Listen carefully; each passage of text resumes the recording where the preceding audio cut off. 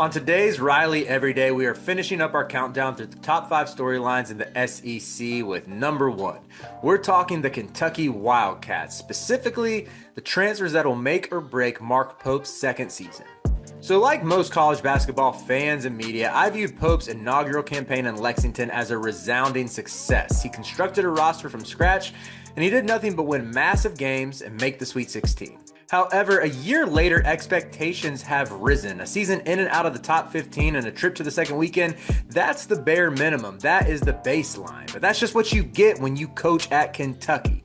Moreover, when you factor in Pope's magnetic personality, his beautiful offense, and the amount of resources pumping into the UK program, you understand why fans' expectations are sky high. And yet, Pope once more overturns a roster. Only 4 players from last season returned to Kentucky, with just one being a starter. Now the caveat here, that starter is Otega Owe, who should be one of the top 3 favorites for SEC Player of the Year alongside Tahad Pettiford and LeBaron Philon in my humble opinion. Nevertheless, Pope replaced the bulk of a senior-laden roster, and now he faces the task of integrating a bunch of new talent from the portal, the high school ranks, and the international pool. Surveying the roster, I believe that Kentucky knows what it's getting in a couple of its newcomers. Denzel Aberdeen, for instance, he is at worst a quality 20 to 25 minute guard in the SEC with potential to be more. He's a good shooter who can knock down mid-range jumpers as well. Mo Diabate is another known commodity. He's a versatile defender with the agility to check guards on the perimeter and bang in the post. Even if Pope doesn't unlock a new level of offense, Diabate's defense and motor give him a high floor. But 2 wild cards will man the most important positions in the sport, the 1 and the 5. So let's talk specifically about Jaylen Low and Jaden Quaintance. So Low became a popular breakout candidate following a strong freshman season at Pitt. As a rookie in the league, his quickness and his floor vision popped, and he put up solid numbers playing alongside all ACC caliber players in Bub Carrington and Blake Hinson. Thus, many thought his production would boom as the unquestioned alpha in year 2.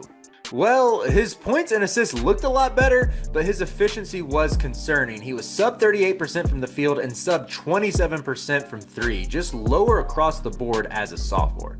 Now I'll add that Pitt team was awful. They finished just 2 games above 500 and looked like they quit in late January. And Low had to do everything for them. His shot diet consisted primarily of tough jumpers because he was the only shot creator.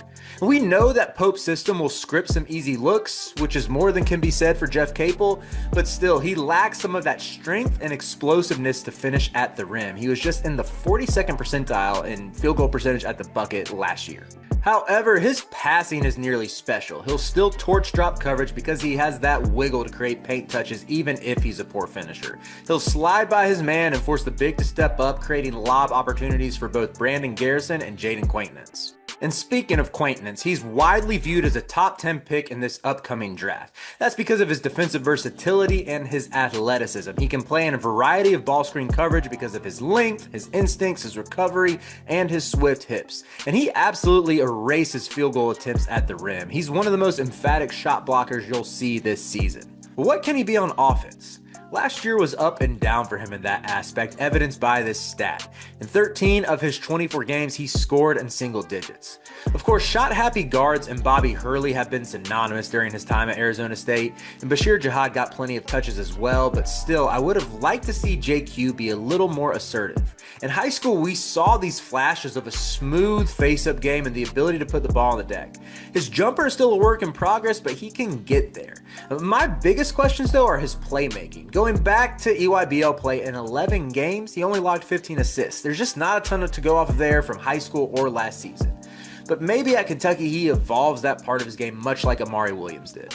And of course, there's that ACL tear that happened back in February. As much as I love Quaintance's upside, even I have to temper some expectations. The good news is there's depth in the front court behind him. Garrison, I know he frustrates Kentucky fans with his mental mistakes and some tough fouls, but he's at least solid. Malachi Moreno is another capable big who's super mobile with some skill.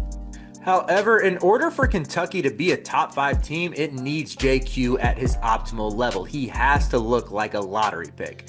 He just does so much for this team's ceiling defensively when he's healthy, and there's a world of potential on offense that can be unlocked as well.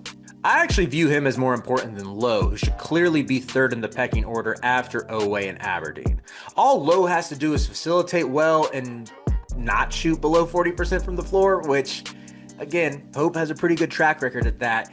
I would like to see him take over in spurts. Kentucky will need him to, but he's not going to have to do everything off the bounce that he did for the Panthers. Again, this comes down to Quaintance. Can he get them to that next level to be true title contenders? Low just has to play off those other guys and set them up well, and I think he'll be successful.